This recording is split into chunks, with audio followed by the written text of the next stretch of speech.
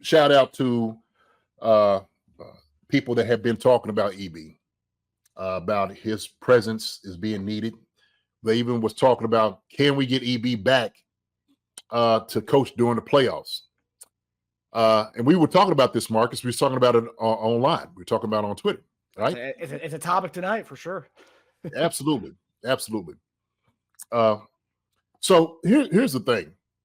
And I do believe it is a rule. It's a rule in the NFL that if a coach is signed with a team contractually for the year, he has to play with that team for the entire year, unless he gets fired during the season. Right. Get released from that contract. Okay. I don't see any reason why Washington would do it. I don't see why they would do it at the end of, EB doesn't. He hasn't done anything to see him being fired. But so that's where it comes in. So obviously we're talking about the PFT article that came out yesterday, where Mike Flory kind of mentioned that in the article. I actually have it here, so I'll pull it up here so we can all look at it together. Okay. So sorry, let me go to this. Okay. So obviously the article, the Chiefs miss Eric Bieniemy. If Washington cleans house after Week 18, could Bieniemy be back in KC for the playoffs? And then the one part in the article where he kind of mentions this, he says first the Commanders would have to fire EB if and when they move on from Coach Ron Rivera. The Commanders could choose to hold other members of the staff in place until the next coach decides whether to keep him. If that doesn't happen, and if Bieniemy is relieved of his duties, he'd be free and clear to join any other team for the playoff run. So I guess the question here is, JD. Week 18 ends, and there's some rumblings. I live in the DC area of people saying Rivera could be fired as early as this weekend after they get shellacked by the Niners. It could be just one of those things. They get shellacked. It's an embarrassing loss at home. He could be fired, and then you wait. Whoever's the interim head coach, whether it's EB or whoever their acting DC is, they step in as the head coach for then the last week of the season. Last week of the season ends. Do they relieve? When the season's over. Is he still, because he's going to be interviewing for other jobs?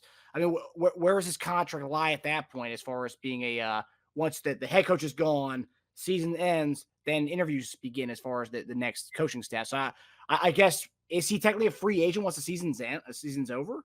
See, and I believe that this is kind of like the on the cusp of things. All right. I don't know as far as the wording, how it goes fully. I had to check into it even more.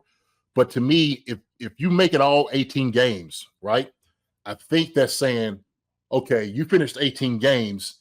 That includes postseason play. All right. So even if you get fired after the season, you finished the contract for the entire year, right? You've fulfilled your contract for the entire year.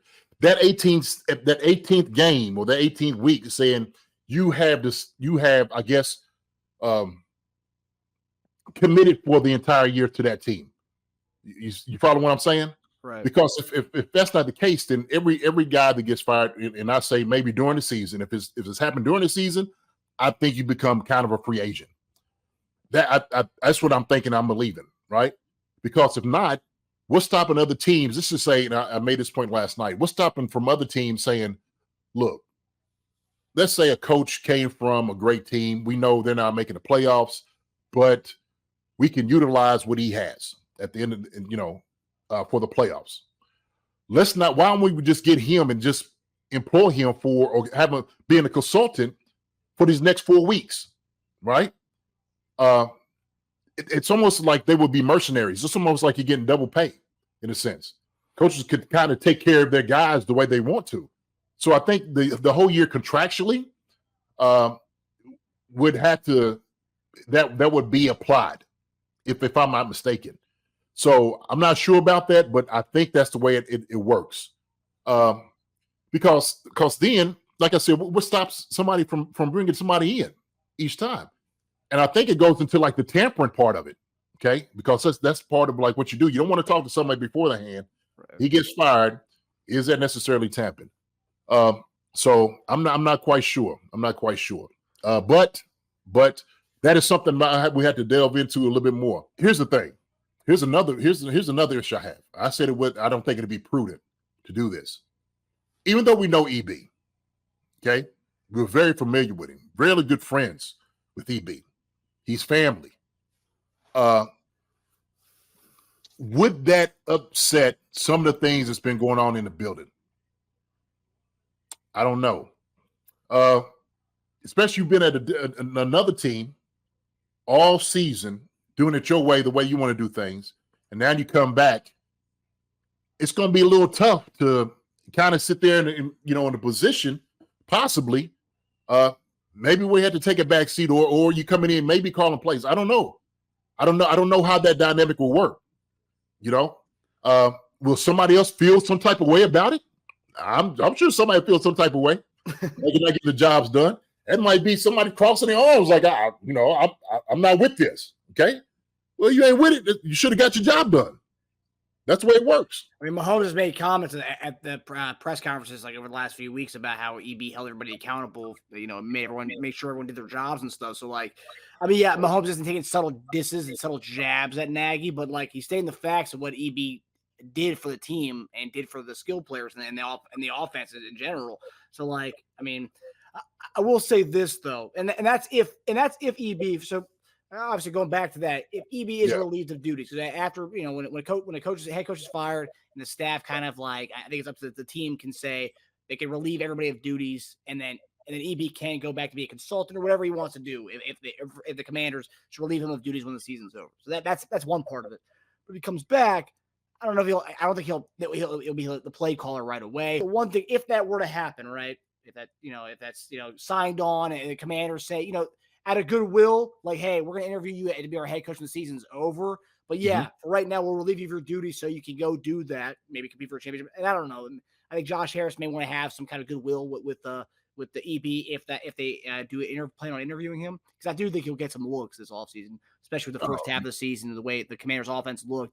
Second half, they just kind of depleted. The offensive line was pretty rough. Defense was rough. But my question is to you, as far as obviously we know what he brings to Kansas City. Yeah. And I think as far as he's had for whatever reason, he's had trouble getting a head coaching job. Let's say he comes and he's our consultant, right? Mm-hmm. And all of a sudden, if it's not EB, if who knows, whoever it is, right? All of a sudden the offense looks good again. And even if it's not EB, but all of a sudden he joins the staff and Chiefs look like the old Chiefs again for at least one game. If we do make the Super Bowl, we do. If we don't, we win one or two games. The offense looks good again. I think that reflects heavily on him, whether it is him having to do with it at all. He comes in for a couple games. I think he could benefit from this the most of anyone, to be quite honest with you. Look, okay. Sure. But that to me, that wouldn't even be the point. The point is EB, without a doubt, has done everything he possibly needed to do to become a head coach here in the NFL. Yeah. He doesn't need to do anything else. He doesn't have to put anything else on his resume to be considered for a head coaching job. Yeah, and I hate even, having to talk about, well, he needs to do more, he needs to do this, or look good on him, another reflection. What more the man has to do? Honestly, seriously, for him to get a head coaching job. I mean, I think this is just it's atrocious that you don't have a guy like this who hadn't become a head coaching job. When you look at the guys that are head coaches in the NFL, completely ridiculous. It's crazy to me that EB has not got a head coaching job. So yeah, I've said this, and really, I'm in the whole camp of, I think it's a lateral move. I don't want EB coming back here unless it's in the capacity of a head coach, or he's a contender as a head coach coming against the Chiefs. That's the only other way I want to see EB back at Arrowhead or GH Stadium or in the building. That's it. Other than that, EB, hey man, hey, this is your time. He has every right to do what he needs to do. Matter of fact, I would say, for EB's sake, he needs to go ahead and start doing his own path. I think it's the reason he took the job over to Washington. Okay, so I would say don't come back. This is they mess. Put it that way. Okay, whatever the offense is, they dedicated to it. Let them deal with that. They made the mess. You ain't here to come clean it up. You're not supposed to be the savior or whatever. You're not here to do that. I wouldn't want him back to do that. So you're saying if he's relieved of duties when the season's over, you say still don't even come back to be a consultant for the team or whatever? That's my opinion. No, not at all. These guys made it. Let them line it. Let them line it. Okay. I know guys would love to have EB back. It sounds great to have EB back on something like that. It'd be tough for the guys, like I said, who's in the building who put this thing together. That's fine, whatever. But EB he's did his time here. He's got 2 Super Bowl rings because of that. Been to 3, okay, because of the things he's done. He don't need to do any more. He needs to get another one on his own dime, the way he's doing it on his own road. Okay, that's what I would say. If he came to me and asked me my opinion, that's what I would give it. I'd be like, yeah, it sounds good. Why not? And then I'd be like, you know what? Hey, man, go on, do your own path. How about that? You started it that way. Keep it going the same way. So that's how I feel about it. I don't like the lateral move at this moment. I get you want to help people out and stuff like that, man, but he's got to trench his own way, man. He's got to do it. Yeah, and like I said, I do think he deserves a head. We've talked about this before on the show ad nauseum. I do think he deserves a head coaching job. He should have been. The fact that Nagy was only an OC for like 1 or 2 seasons before he got the head coaching job in Chicago. This guy, EB, got 2 Super Bowls, being in the same position that Nagy had. But I mean, I will say, I do think if he was relieved of duties to come back and be a consultant, and if any kind of success we had in the offs in this playoffs, it would finally, I think it would finally, and ridiculous as it is, he finally get credit for what the offense looked like. Because we've seen this year what the offense looks like without him. He comes back and all of a sudden everything like it's naturally appears again, and we're rocking again, and he's on our staff. I mean, I think it'd be great that he finally gets credit. He never really got. I'm talking for the masses. We gave him credit because we know what's going on. But as far as like the masses, I mean, what we're seeing right now. I mean, this is a good example of it, JD. This week, the offense looks awful. It's Matt Nagy's fault. In the last few years, when it was EB was here, when the offense was bad, who's getting the blame? EB. Andy used to call plays. Remember that the whole thing? When it looked good, it was Andy's calling the plays. Yeah. When it looked bad, EB. Oh, I could tell the difference. EB's calling the plays, and now Andy's calling the play. You could tell the difference. Yeah. So, no, there's no need for him to deal with this. He had his own hands in what he needed to do at Washington. Yep. So no. HT Chiefs fan said Eagles brought in Fangio to play us in the Super Bowl last year. He was a consultant on the team though, so he was consultant all year, and they just brought him on. Same thing as a consultant at the end of the year during that time. They kept it under wraps, but he was with the same team. So that's the thing about it. I don't even know if this can be done, Marcus. You know, we could talk about different scenarios, but I don't know how you can get past the rules. That I don't know. Like I said, we got to get into a more of a depth to ask a question. You know who would be good to ask it? Man, I mean, call Al. Or maybe one of the guys. Mm-hmm. I mean, what PFT said. I mean, the only way it would have to happen is he had to be relieved of his duties. He had to be relieved, and that essentially, like, hey, you're gone. We got rid of Rivera. We're gonna go and clean slate. We'll bring you in as an interview, but you're no longer a part of the staff as is. So I guess that would have to be the thing of, you know, you see it all the time when they fire the head coach. Usually the rest of the staff goes and they can go wherever they want to go when the season's over. But I guess they have to fire him and relieve the whole staff of the duty. So it all is contingent on what the Commanders would do at that point. Yeah. So that's what I said. I don't know if the language says all 18 games. Is that considered for even postseason play, or how that works? Or your season specifically? Because teams can interview and do all they want to. Because, I mean, you see it during – I mean, actually, you think about it. During playoffs, you see all the time. Like, remember during our playoff runs last year, people were trying to make a big deal about EB interviewing for other jobs during the playoffs. Like, oh, man, he's not focused. He's not locked in. He's interviewing elsewhere. So I guess teams, if they're interviewing at that point, it's not tampering anymore because they're interviewing while our season, the playoffs are going on. So I think at that point, But that was only for a head coaching job. I don't think you have any other. I don't think you could do that as assistant coach. I don't know. See, those are rules I don't know too much about. I didn't get into it, but I stick with what I said, man. I don't want to see him back. You know, let these jokers, man. Look, they made this mess. Okay, they put this thing together. Let them get them done. Let them fix it. They can call EB anytime and get on the phone if they to get some information from him. Yeah. But somebody said, who's going to straighten that? John Clifford said that. JD, somebody to straighten that. Okay. Somebody does. Let the players police themselves. This is how we used to do back in the day.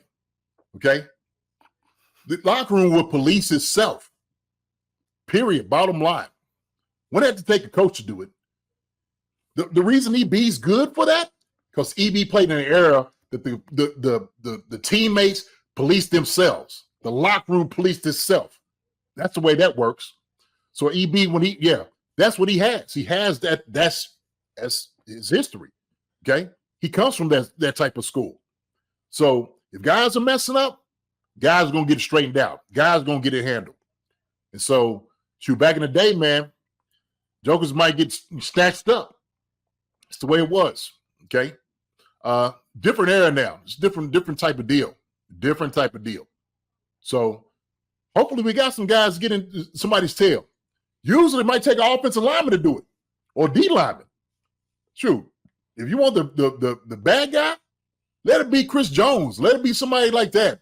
How about Pernell with them big old arms? Let him come through, swinging on some folks. So that's where I look at it. Let them police the locker room, okay? Because at this point, they like, look, coach is going to give us any play that we're supposed to run. We got to make it work. I don't care if it looks like boo-boo or not, okay? Or the greatest play. We got to try to make that thing work, right? And so it's their job to execute what the coaches are calling. But it's going to take the guys to do it, man. Pure and simple. It's going to take the guys to do it in the locker room. That's it. Not us out here in Twitter world or YouTube, this TV land, all this crying that we doing, praises and all that. None of that's going to get them jokers better or ain't going to get them worse. It's going to take everybody in that room, and then 53 going to get it done. Pure and simple. That's it. Taylor Swift ain't the reason for it. She ain't the reason. Okay? Just like Brittany wasn't the reason for any of those things. They try to put it on her. He won 2 Super Bowls with her on his own. Nope. Look, the guys in there is going to be able to do it. Period. So, yeah. Right, Harold. They need to hire Dunn on the block, wide receiver coach. Hey, you know what? Yeah. It'd be great. We hired you weeks ago. I don't know if you'd accept it, but I mean, hey. Give me 2 weeks. Give me 2 weeks. Ooh, JD consultant. A little consultant action. Could come for 2 weeks. That's it. Man. Let me get in there for 2 weeks, man. Let me get him for 2 weeks. Dude, I love to come in and have a conversation with these guys to see what they're doing. Just get some understanding about some things, man. But I'm one of those. I want to understand you. Okay. I want to understand where you're coming from. All right. And how can I get the best out of you is what I want to be able to do as a coach. That's what I'm able to do. But it's going to be real talk. It's going to be straight talk, man. It ain't no, hey, well, coach, no, listen, this is what the real deal is. Okay. You want to be professional? This is what it takes. You want to be great? This is what it takes. Okay. So that's just how it should be approached anyway. Should always approach it that way. So. Yeah. As far as the EB thing, the last thing I'll say on it, selfishly, I'd love to have EB in the room. He's a great coach. He brings a lot of things to the room. Not only everyone just always talks about his discipline and holding people accountable. He's more than just that, And that's kind of one thing that kind of pisses me off the whole week. He'll hold people accountable. He'll get in their ass. Oh yeah, sure he will, but that's not the only thing he brings. I mean, right. One of the best running backs in college football history. Okay, so this guy has a lot of offense. Okay, the guy knows his offense. So let's make sure we know that. Guy's one of the best running back coaches. I mean, what he did in Minnesota, then what he did in Kansas City when Charles went down. We're like, who the heck's this Charcandrick West guy? Who's this Spencer Ware guy? Well, that RB's coach at the time, it was the RB's coach, Coach Bieniemy.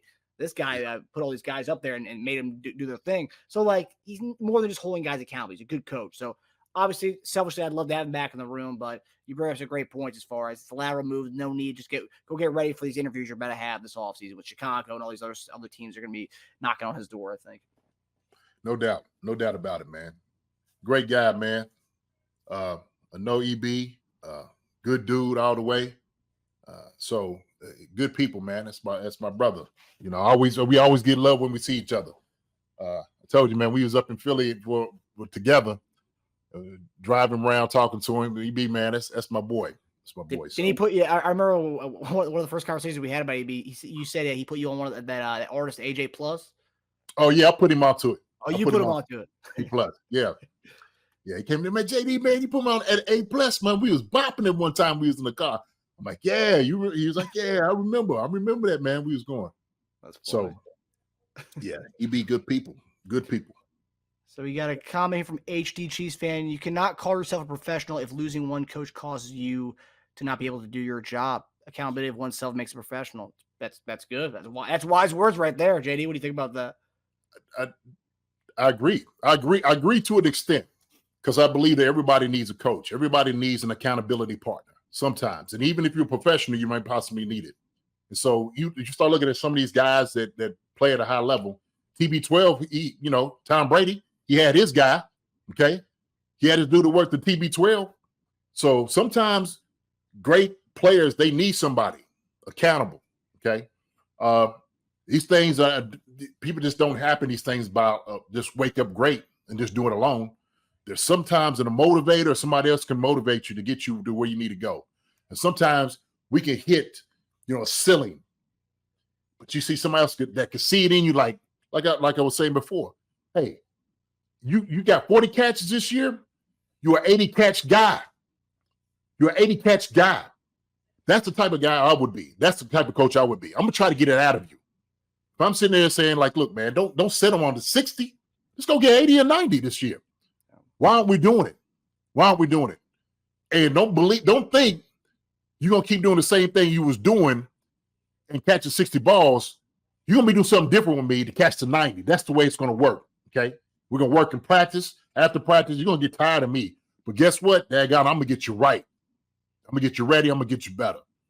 Okay. That's my job as a coach. That's what I'm gonna do. Okay. Because the way I look at it, that's my calling card. I look at that's my job on the line. So somebody better be talking.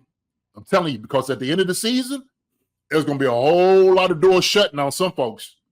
I'm telling you. Yeah. I tell you what, let the Chiefs have the one and done. And you watch some heads start rolling. Yeah. You'll watch some changes. You'll watch. I'll tell you what, with the way Pat has been not pouting, but with the way Pat has been looking after certain drives, drops, just things not clicking. I'll tell you what, they're going to overcorrect, just like they did after that Buccaneers Super Bowl. They overcorrected on that offensive line. They made sure that offensive line never had problems ever again, for at least for a few years. We got another ring out of it. There's going to be a major overcorrection going on in that wide receiver room. We talked about D-Hop sweepstakes all offseason. Well, we might get D-Hop and then some this offseason as far as receivers. I think they're going to overcorrect the heck out of that problem. That's my opinion on it. Yeah. I don't know. I think the D-Hop thing has done gone and sailed for us. Well, not D-Hop specifically, but somebody. Yeah, that echelon. Right. Now, I get it. We'll see. We'll see. But hopefully that's a long time from now, that conversation. Hi, everybody. Thanks for watching. Subscribe here to get the latest from the show. Also, be sure to check out the best clips from Chief Concerns. And if you prefer to listen to the show, subscribe and follow us on Apple Podcasts, Spotify, and anywhere else you get your podcasts.